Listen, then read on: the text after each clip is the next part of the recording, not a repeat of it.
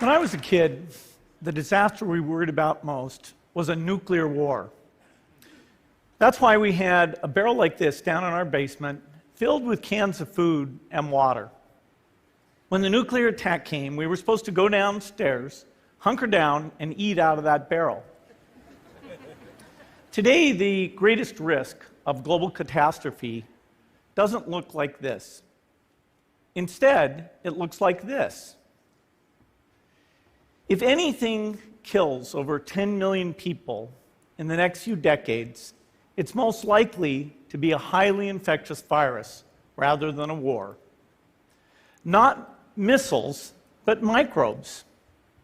Now, part of the reason for this is that we have invested a huge amount in nuclear deterrence, but we've actually invested very little in a system to stop an epidemic. We're not ready for the next epidemic. Let's look at Ebola.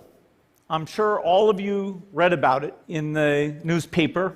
Lots of tough challenges. I followed it carefully through the case analysis tools we use to track polio eradication. And as you look at what went on, the problem wasn't that there was a system that didn't work well enough. The problem was that we didn't have a system at all. In fact, there are some pretty obvious key missing pieces. We didn't have a group of epidemiologists ready to go who would have gone, seen what the disease was, see how far it had spread. The case reports came in on paper. It was very delayed before they were put online, and they were extremely inaccurate. We didn't have a medical team ready to go. We didn't have a way of preparing people. Now, Médecins Sans Frontières did a great job orchestrating volunteers, but even so, we were far slower than we should have been getting the thousands of workers into these countries.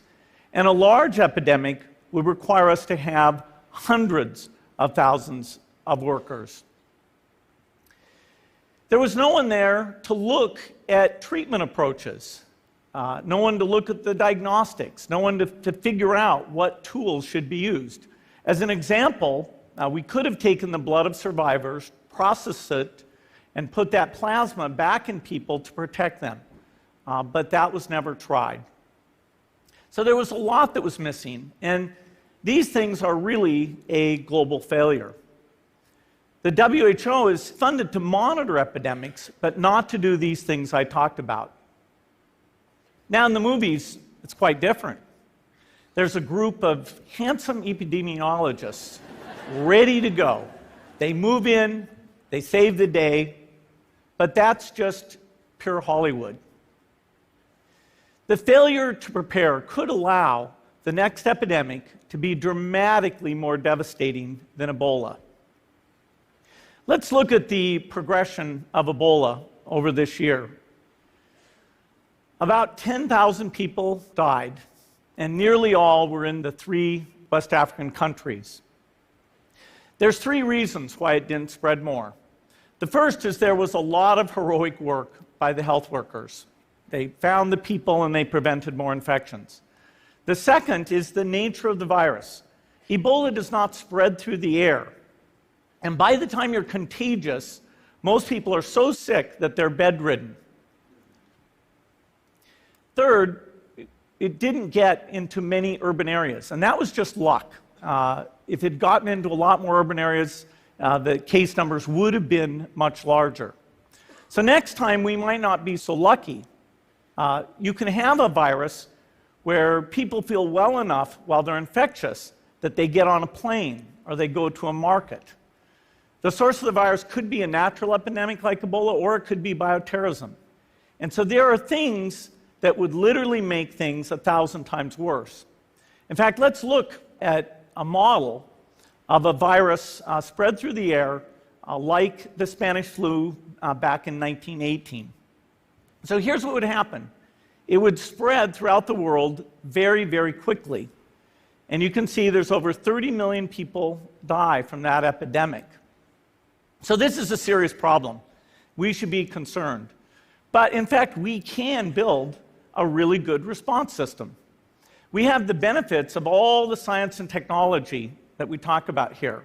We've got cell phones to get information from the public and get information out to them. We have satellite maps where we can see where people are and where they're moving.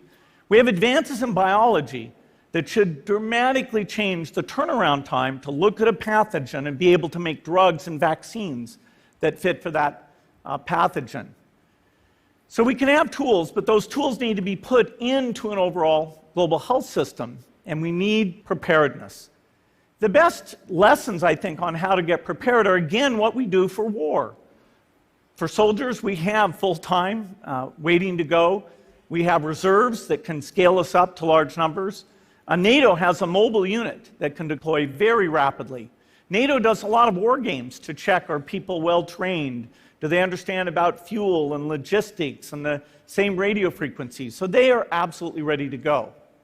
So those are the kinds of things we need to deal with an epidemic. What are the key pieces? First is we need strong health systems in poor countries.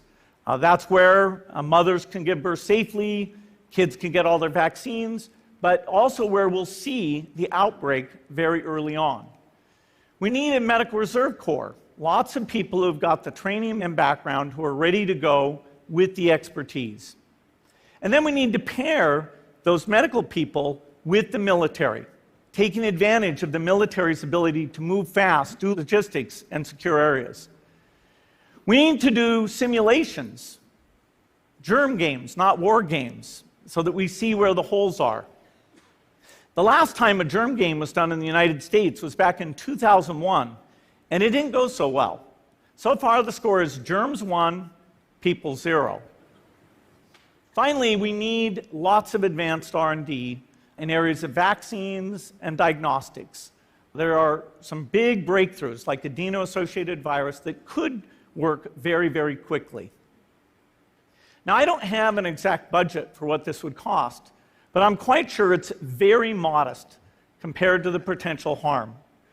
The World Bank estimates that if we have a worldwide flu epidemic, global wealth will go down by over $3 trillion, and we'd have millions and millions of deaths. These investments offer significant benefits beyond just being ready for the epidemic. The primary health care, the R&D, those things would reduce global health equity and make the world more just as well as more safe. So I think this should absolutely be a priority. There's no need to panic. We don't have to hoard cans of spaghetti or go down into the basement. But we need to get going because time is not on our side. In fact, if there's one positive thing that can come out of the Ebola epidemic, it's that it can serve as an early warning, a wake-up call to get ready. If we start now, we can be ready for the next epidemic. Thank you.